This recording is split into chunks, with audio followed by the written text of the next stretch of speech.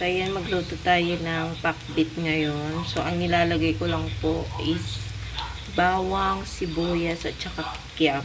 Yun lang po ang gusto kong, ihalo doon sa pakbit. Parang nag-crave ako ng ganito. Sa ganito ngayon.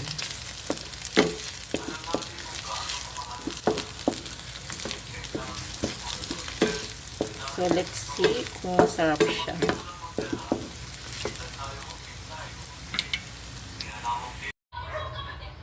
So, ganyan lang po ako magpakbit. Nilalagay ko na yung gulay. Tapos nilagyan ko siya ng water. Ganyan.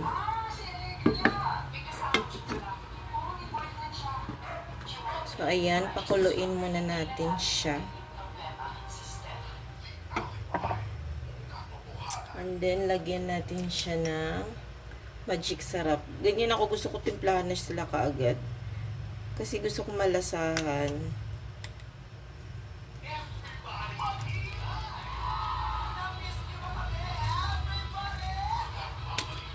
And then, lagyan din natin siya ng tuyo.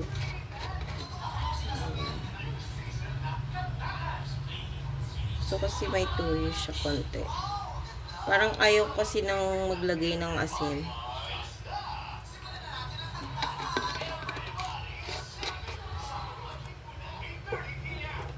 And then, haluin ko muna siya. Simple lang talaga ako magpakbit.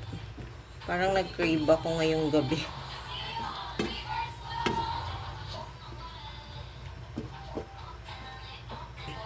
Ayan.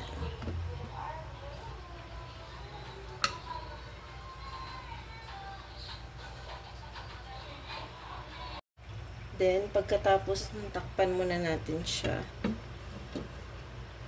Ayan.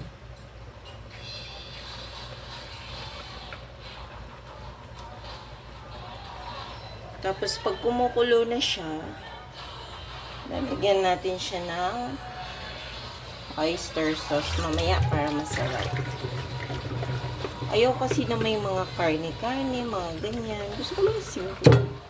Ano lang talaga siya.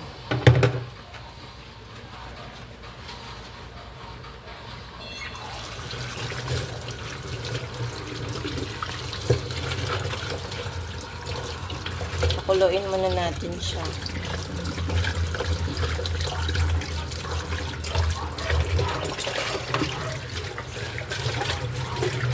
Meron kasing iba na gusto na may iba-ibang halo, ganyan. Pero ako ganyan lang siya. Ayoko ng mga cheche-bureche pa. So, ayan po, while na kumukulo siya, hahaluin po natin siya.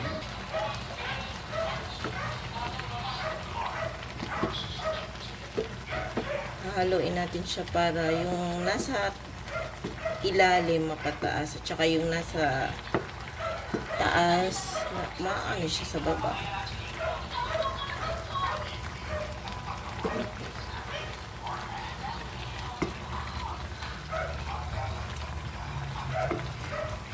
Nag-crave talaga ako nito ngayon.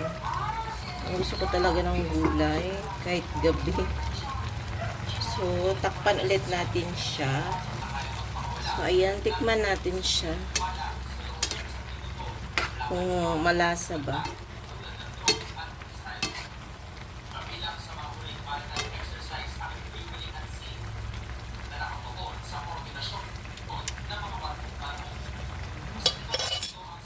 Masarap na din, pero kulang pa siya ng asin. So, lagyan natin siya ng oyster sauce. Para mas lalong lumasa.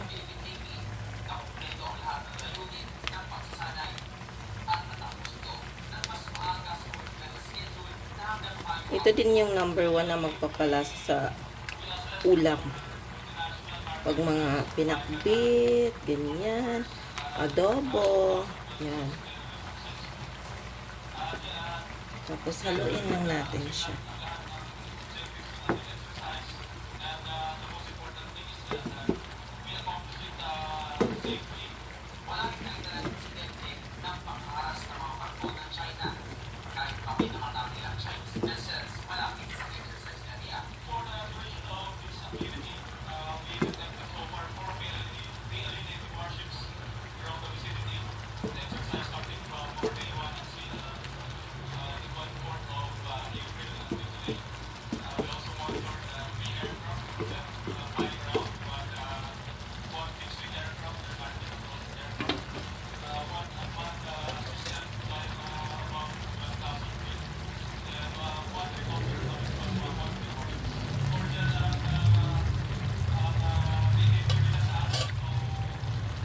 Lagyan natin siya ng konting asin.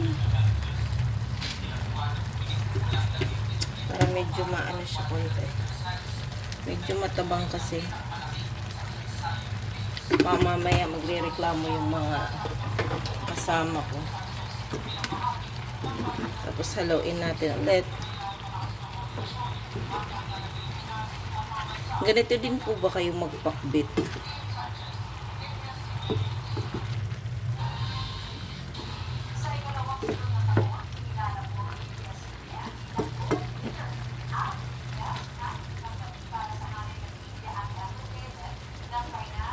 And then, pa natin ulit.